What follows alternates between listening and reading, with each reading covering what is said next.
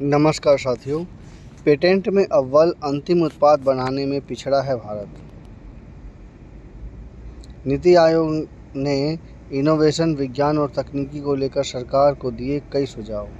Research को अंतिम उत्पाद में बदलने के लिए डिजिटल फेलोशिप प्लेटफॉर्म बनाने का प्रस्ताव। नीति आयोग का मानना है कि रिसर्च और पेटेंट के क्षेत्र में भारत का प्रदर्शन मजबूत हो रहा है, लेकिन इन रिसर्च और पेटेंट को व्यावसायिक रूप से सफल बनाने में अपेक्षा के अनुरूप कामयाबी नहीं मिल पा रही है।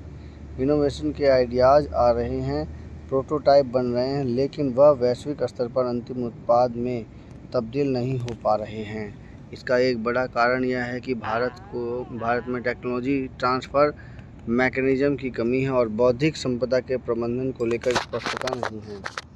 गत वित्त वर्ष 2025-26 में भारत में 1,43,729 पेटेंट फाइल किए गए, जो पूर्व के वित्त वर्ष 2024-25 के मुकाबले 30% अधिक है।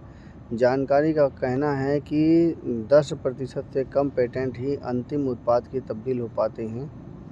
आयोग का मानना है कि सीमित फंड और विभिन्न प्रकार की इंसेंटिव की कमी से अधिकतर रिसर्च प्रयोगशाला तक ही सीमित रह जाते हैं। ऐसे में आयोग ने सुझाव दिया है कि पेटेंट और इनोवेशन यानी नवाचार को व्यावसायिक रूप से सफल बनाने के लिए औद्योगिक क्लस्टर में ही रिसर्च, डेवलपमेंट और इनोवेशन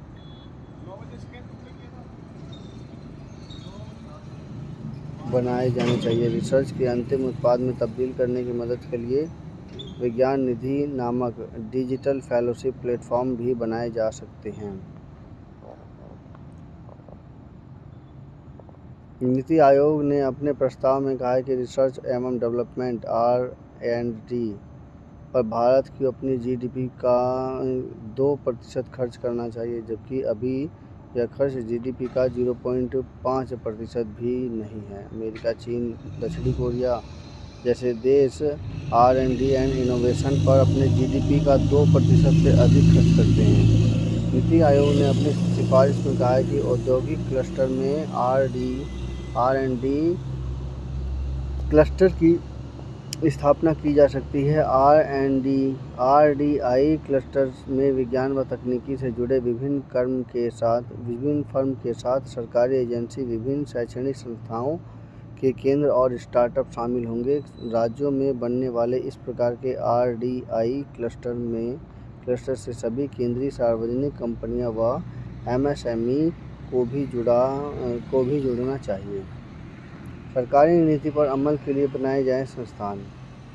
आयोग के इंडस्ट्री से जुड़े रिसर्च और PhD के बाद से रिसर्च को समर्थन देने के लिए विज्ञान निधि नामक एक डिजिटल फेलोशिप प्लेटफॉर्म स्थापित करने की भी सिफारिश की है। नीति आयोग का मानना है कि RDI को लेकर सरकार की नीति और उस पर अमल के साथ उसकी निगरानी के लिए नेशनल इंस्टीट्यूट फॉर साइंस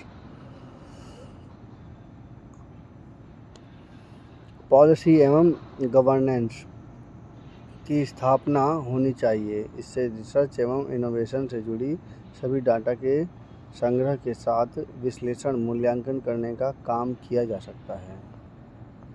तो ये बहुत ही महत्वपूर्ण है। पेटेंट में अव्वल होने के बावजूद भी अंतिम उत्पाद बनाने में बहुत पीछे हो रहा है भारत।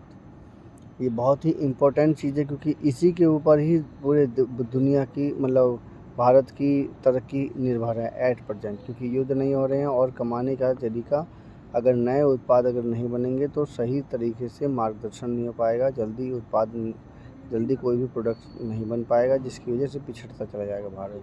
तो ये ज़रूरी है कि पेटेंट में भी नंबर 1 हो तो उत्पाद बनाने में भी आगे आना चाहिए। जबकि देखा आपने कि 2% तो चीन और बाकी सभी देश जो है अपना पेटेंट पर या पेटेंट से प्रोडक्ट बनाने तक में काम कर रहे हैं, जबकि भारत बहुत पीछे है।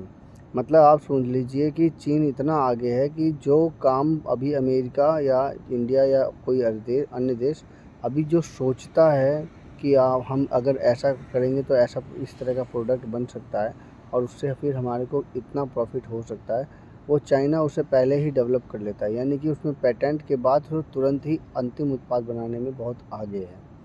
और इसी वजह से, क्योंकि उसके पास आइडिया है, उस आइडिया से 3D प्रिंटिंग में डालते हैं, उस आइडिया को पहले तो कंप्यूटर पे बना लेते हैं, उस आइडिया से सोच से ग्राफिक बना लेंगे, उसके बाद 3D प्रिंटिंग से उसका मॉडल बना लेंगे और उस मॉडल को तुरंत ही सीधा का सीधा उसे और सही रूप से मशीनों के द्वारा एक नया प्रोडक्ट, नया उत्पाद बना देते हैं।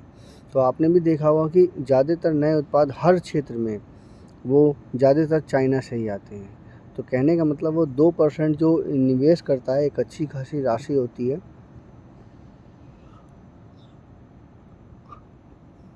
चाइना या विकसित देश अपनी अच्छी खासी राशि इन इनोवेशन पे, डेवलपमेंट में लगाते हैं।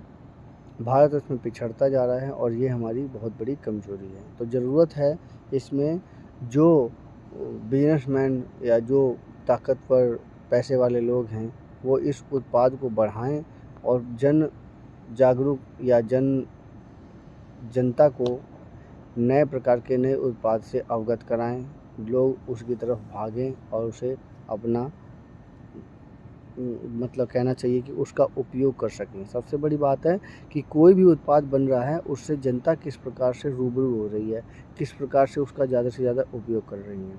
अब आप ये देख ही लीजिए कि मोबाइल है, इस मोबाइल को लगभग सभी अपने पास रखते हैं। आम जनता मतलब एक छोटा गरीब भी और एक अमीर भी वो अपने पास रखता है और उसी से इन्फॉर्मेशन ट्रांसफ़र होती है, उसी से बातचीत होती है, उसी में अगर एंटरटेनमेंट के लिए भी सारी सुविधाएं हैं, अगर पैसे का ट्रांजैक्शन हो तो उसी से हो जाता है और अगर भूख लग रही है तो उससे हो जाता है ट्रांजैक्शन, या किसी से पैसे लेने हैं तो उससे ट्रांजैक्शन हो जाता है। तो यानी कहने का मतलब इस मोबाइल से काफ़ी ज़्यादा कार्य व्यक्ति कर लेता है। तो यानी कि अंतिम उत्पाद बनाने में हम पिछड़ते चले जा रहे हैं और यही हमारी पिछड़ने की कमज़ोरी है। मेरी समीक्षा कैसी लगी कृपया कमेंट कीजिए, चैनल को सब्सक्राइब कीजिए। धन्यवाद।